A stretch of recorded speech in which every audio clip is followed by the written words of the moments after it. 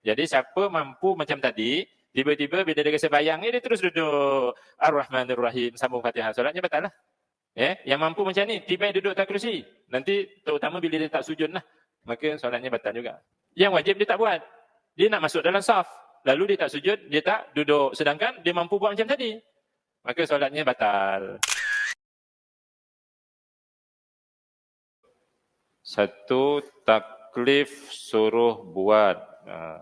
Dua, taklif suruh tinggal. Taklif tu maksudnya beban Allah, beban ke apa-apa terjemahan lah ya. Jadi ada taklif ni, yang kena ni namanya mukallaf. Kita lah. Kemudian dia mukallaf ni ada yang kena buat, ada yang kena tinggal.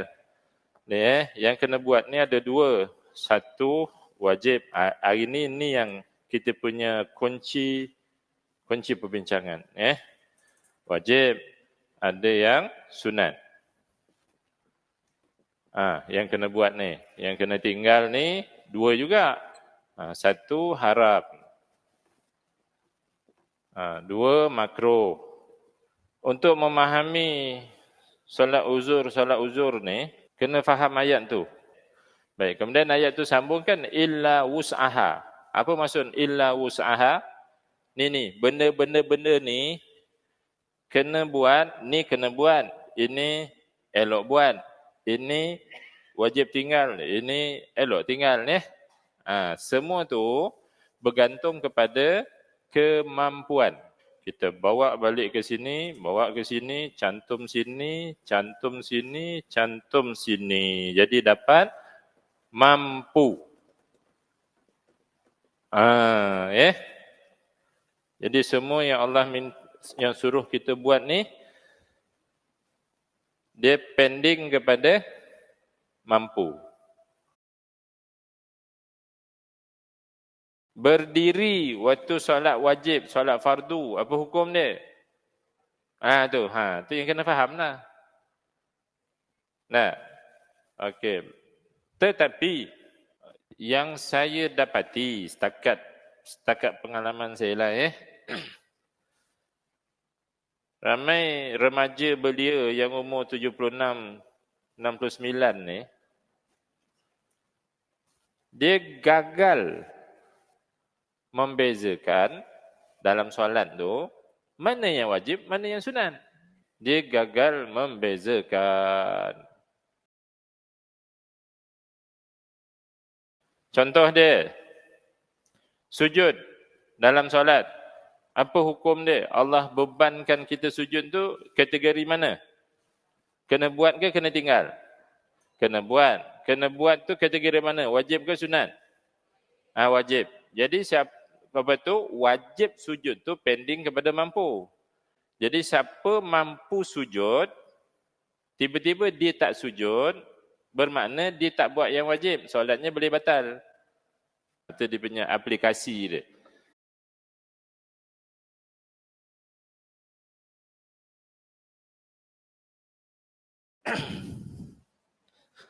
Allahu Akbar. Minal muslimin. Nasta'in. Dah bayang dah. Kalau terus berdiri, jatuh. Kan wajib tak berdiri? Kalau dia terus berdiri, jatuh. Dia mampu tak? Tak mampu. Tak mampu, tak wajib lah berdiri. Jadi, lutut pula dah reput. Dah masuk besi. Masa lutut dia kuat dulu, dia berdiri dalam stadiumnya, dia tak datang surau.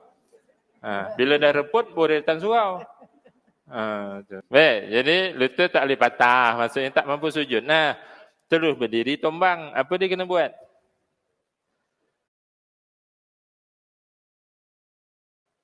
Dia tak boleh duduk dulu. Dia ada susunannya. Buka muka surat 35.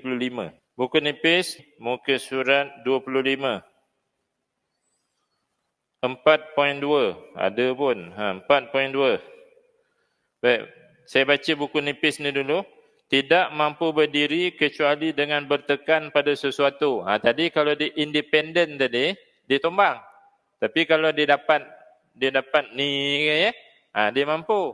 Maka wajib berdiri dengan bertekan atas sesuatu. Dia tak boleh duduk dululah. Bertekan sama ada tangan Atau mana saya nak pergi ni? Sini lah. Atau bertekan dengan badan. Belakang. Atau bertekan dengan tepi. Maksudnya dibantulah.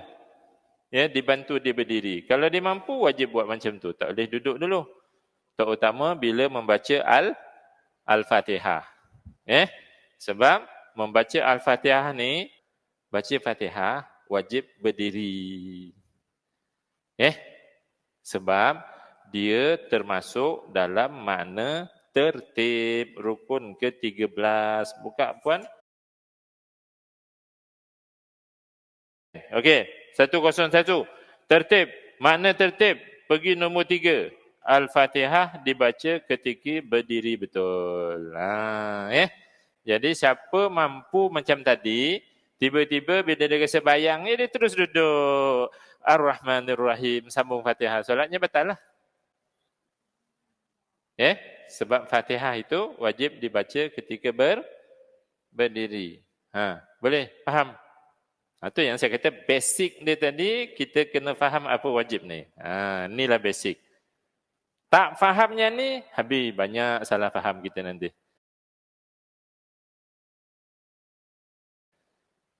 Jadi Fatihah, dia punya taklifnya, bebannya wajib dibaca ketika berdiri. Jadi kalau mampu berdiri independen lah. Kalau tak mampu, bertunggu lagi. Terus berdiri ya. Ada seorang tu 83 umur dia. Dia jadi imam tarawih tu. Imam tarawih baca rakaat pertama surah Al-Baqarah. Kalau Datuk ikut tak tu? Tahu dia baca macam mana? Tu Cok Ma yang khutbah tu, itu dia pegang. Dia pegang ni, dia bertekan. Dia baca surah. Tengok orang alim. Dia tak duduk. Orang alim. Boleh. Kalau boleh bertekan dulu Jangan duduk dululah. Kalau tak mampu duduk, tak mampu berdiri kerana tapak kakinya sakit. Kena gaut. Ustaz, saya solat macam ni Ustaz. Allahu Akbar. Saya tak boleh tekan Ustaz, sakit Ustaz. Ni ada abang kita ni haji kita tanya ni kan. Lalu saya tanya, kalau buat macam ni, berdiri atas lutut, kakinya jangan pijak. Allahu Akbar. Mampu tak? Kalau macam tu boleh Ustaz. Maka dia tak boleh duduk atas kerusi. Dia wajib berdiri macam ni. Baca. Buku tebal tu muka 35. Buku kecil ni tuan-tuan ada tak? 26. Tu. Atau bertekan atas dua lutut. Jadi dia tak boleh duduk atas kerusi lah. Dia kena buat macam ni. Yang mampu macam ni, tibai duduk atas kerusi. Nanti terutama bila dia tak sujud lah. Maka solatnya batal juga. Okey. Jadi 35 tu kan dia kata apa? Siapa yang mampu berdiri dengan bertekan atas sesuatu atau mampu berdiri atas dua lututnya, maka dia wajib. Dia punya tuntutannya wajib. Dia bukannya sunat. Dalam solat wajib tak buat, dia jadi batal. Macam itulah tuan-tuan perempuan. Jadi duduk atas kerusi ni cukup limited. Cukup terbatas sikit je sebenarnya. Yang qualified berbuat demikian. Berdiri lama tak boleh. Menyandar tadi pun tak boleh. Pegang pun menggigil juga. Satu cara je dia boleh solat, iaitu duduk punggungnya dibantu tadi. Maka itulah orangnya. Jadi cukup terbatas orangnya. Tidak seramai yang kita nampak sekarang. Orang tu mampu berdiri. Habis Fatihah dia goyang. Lepas Fatihah dia dah ni. Lepas tu lututnya okey tak? Lutut dia okey, goyang macam ni, turun je lah bawah. Duduk macam tu. Itu yang tak mampu berdiri. Atau kalau dia mampu, dia tak mampu berdiri secara independen. Berdiri macam ni dia tak mampu. Tapi kalau bertekan ni, dia mampu. Jadi wajib buat macam ni. Atau berdiri atas tapak kaki ni tak mampu. Tapi kalau berdiri macam ni dia mampu. Ya, maka dia wajib berdiri macam ni. Jadi soalan dia tadi, kalau berdiri tu tak boleh dah goyang, maka dia duduk ke dia berdiri? Dia tak boleh tekan tapak kaki kan? Maka afdalnya macam ni lah. Afdalnya macam ni. Dia turun, macam tu. Rokok, tidak. Sujud, Kalau lutut dia tak boleh patah, duduk sujud. Rabbi fili warhamni wajibuni warfa'ni. Sujud kedua, tahiyat, tahiyatul mubarakatus. Macam tu. So tak ada kerusi lah. Allahu Akbar. Dia mampu berdiri. Allahu Akbaru kabira minal muslimin. Dia mampu lagi. Bismillah, bismillah, alhamdulillah, maliki yaumiddin. Dia dah bayang-bayang. Kalau dia terus berdiri, jatuh. Jadi apa dia buat? Kalau lutut dia elok, pergilah bawah. Kalau lutut tak boleh patah, tapi boleh turun tu. Dia pergilah bawah. Nanti nak sujud, geraklah. Ni tengok. 1, 2, 3, 4, 5, 6, 7. Tak batal solat. Dia sujud. Nanti duduk, Allahu Akbar. Kalau perlu bantuan, bantulah dengan tangan kita tu.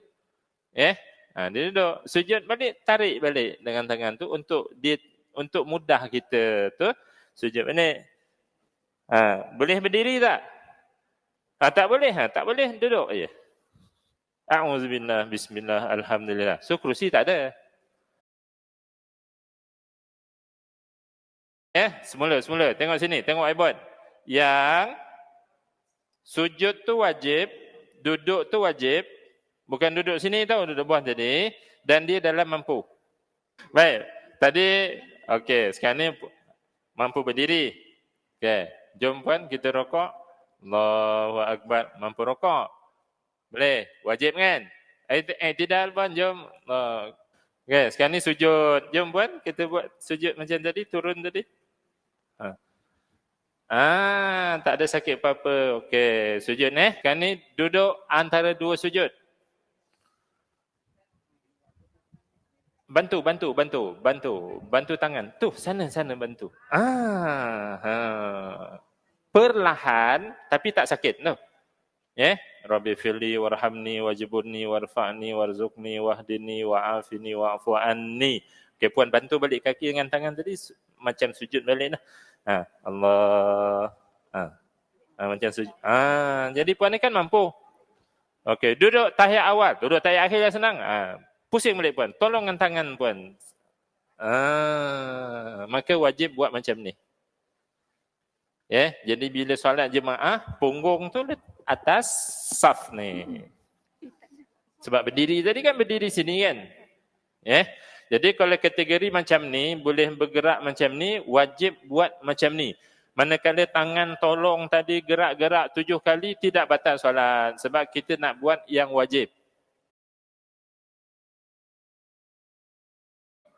Ini yang wajib. Ini yang sunat. Kalau kita nak buat yang wajib ni, yang sunat tak dapat buat. Kalau kita buat yang sunat ni, yang wajib tak mampu kita buat. Jadi yang mana kita kena buat? Berada dalam saf, solat berjemaah sunat. Sekiranya dengan solat berjemaah itu kita tak mampu buat sujud dan duduk tadi, solatlah seorang-seorang. Masuk dalam saf tu sunat. Rapatkan saf tu pun sunat. Dengan rapat masuk dalam saf. Rapat itu tak mampu nak sujud, tak mampu nak duduk tadi. Yang wajib tak boleh buat. Maka yang sunat jangan buat. Buat yang wajib. Jadi agak-agak kita lelaki biasanya 3 saf je lah maksimum kan. Datang-datang tu, kalau qabliyah tu nak saf 1, duduk saf 1. Waktu orang qamat pergi ngunduh saf 4. Itu saya buat 2 bulan waktu kaki saya terbakar. Saya akan solat kat belakang je. Kan? Masjid Mukarramah, Sungai Merak dalam tu kan. Nampak highway tu. Saya pergi dinding belakang je solat. Walaupun solat maghrib, solat isyak. Saya tak masuk dalam saf. Sebab kalau saya masuk nanti saya tak mampu nak sujud, tak mampu nak duduk. Yang wajib dia tak buat. Dia nak masuk dalam saf. Lalu dia tak sujud, dia tak duduk. Sedangkan dia mampu buat macam tadi. Maka solatnya batal. Boleh? Okey. Clear lah dalam bab ni.